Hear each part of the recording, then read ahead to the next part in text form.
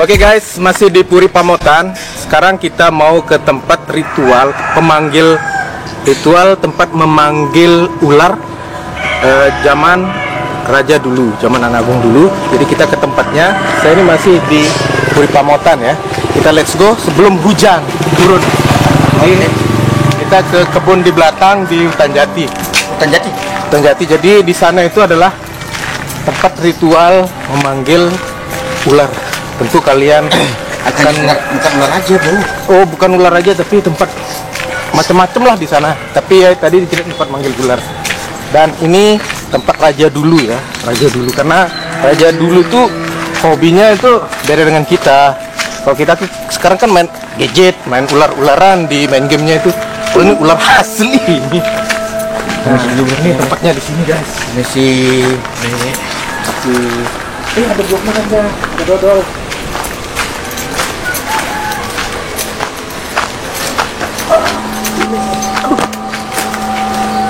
Perjalanan spiritual.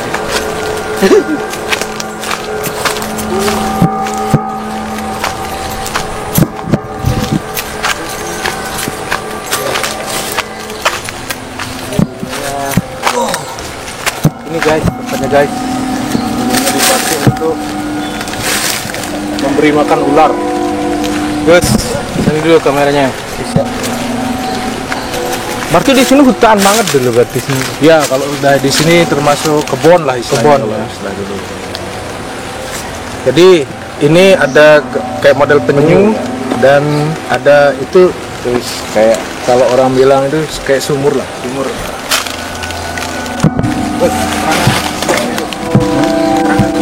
Oke. Jadi di sini dulu Anak Agung yang keberapa dulu suka hobi ini Panglima Perang Barawangsa itu. ya. Agung Made Barawangsa. Anak Agung Made Barawangsa dulu di sini suka bermain-main dengan peliharaannya itu berupa ular, guys. Jadi inilah tempatnya. Tempat beliau. Ya namanya hobi orang beda-beda, ada yang suka ayam, ada yang suka ular, bukannya kayak gitu ya. Jadi inilah tempatnya dan masih dijaga, dikasih tempat. Ya. Dan sekarang sih sudah nggak ada yang mungkin ya. Ya, kalau hari-hari tertentu kadang-kadang memang banyak orang lain yang melihat. Yang datang sini melihat. Umumnya orang-orang yang melihat itu ya mungkin karena satu pikirannya mungkin kurang bagus gitu. Hati yang tidak bersih, kepala lagi stres. Jadi kalau udah kesini ngeliat ular, dan inilah tempatnya. Ini ada dua. Nah, fungsi masing-masingnya ini bagaimana?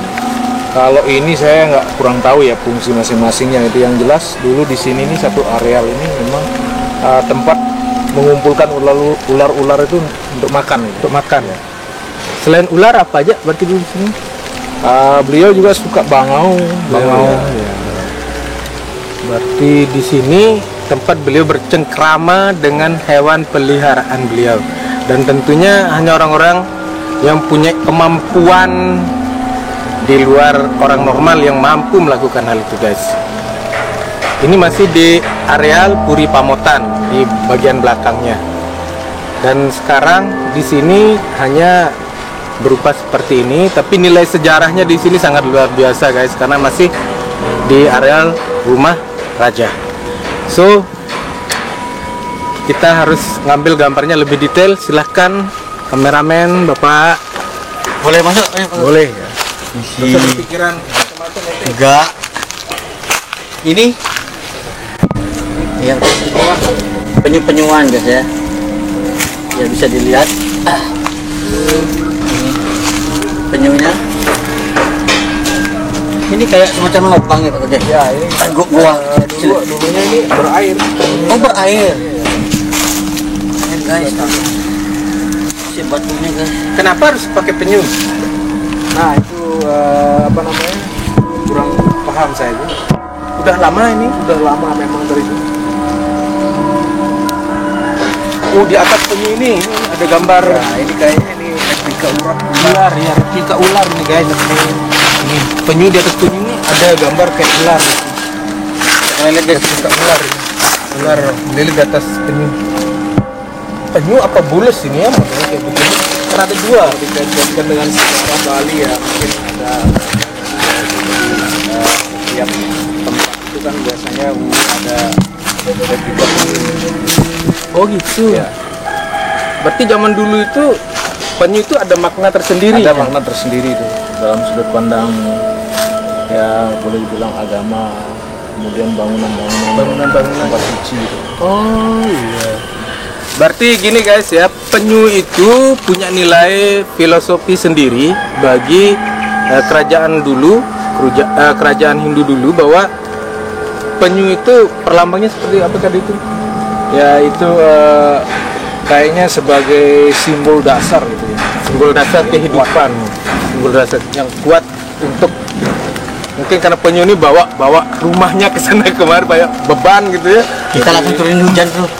Ayah beliau yang perlu sebenarnya Nanti kita tanya sama pedande. Satu belum ini? Nah ini satu ini lagi. Ini satu lagi. Nah ini sumur, ini semer itu. Semer. Semer ya. Ini mungkin dulunya pakai ngambil air di sini. Guys. Tapi tidak mata air ya? Nah dulu mata air dulu ada airnya, sekarang udah hilang.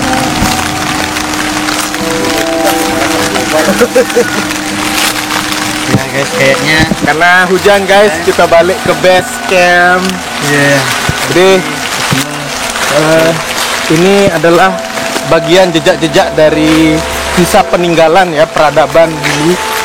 Untuk teman-teman pahami bahwa banyak sekali sisa-sisa itu yang belum kita tahu gitu, dan sekarang mudah-mudahan di channel Sengko Lombok akan membuka tabir itu satu-satu biar teman-teman bisa paham bahwa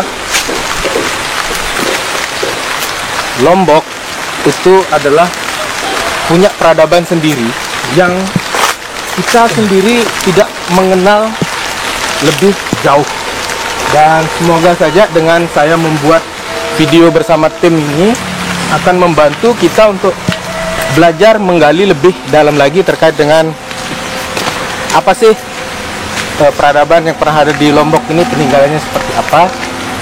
Jadi kita mulai dari Puri Pamotan, kita angkat satu-satu. Nanti episode berikutnya selanjutnya kita akan mengupas tentang Taman Mayura dan pohon-pohon yang ada di Puri Pamotan dan Taman Mayura. Kenapa itu yang ditanam? Mungkin dulu buah-buahan yang ada kita temukan saat ini itu adalah hasil dari kebunnya raja. Itu guys.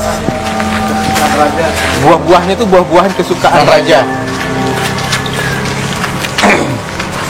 tapi kira-kira kita bisa makan sesuatu nggak misalnya dengan motor itu? Coba aja. Besok kita bawa metal detector guys.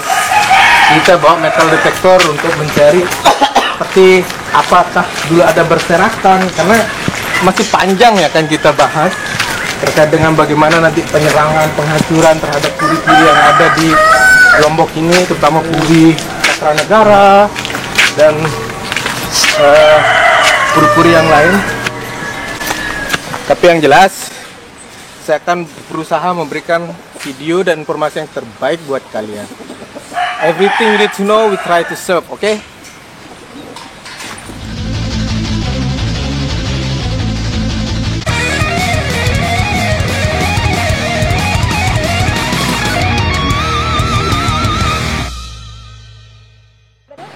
Halo, saya Uut Matasari. Jangan lupa nonton terus channel Sengko Lombok. Dan di Lombok itu tempat pariwisatanya bagus-bagus. Pokoknya jangan lupa kunjungi terus daerah wisata di Lombok. Keren banget Lombok. Love you.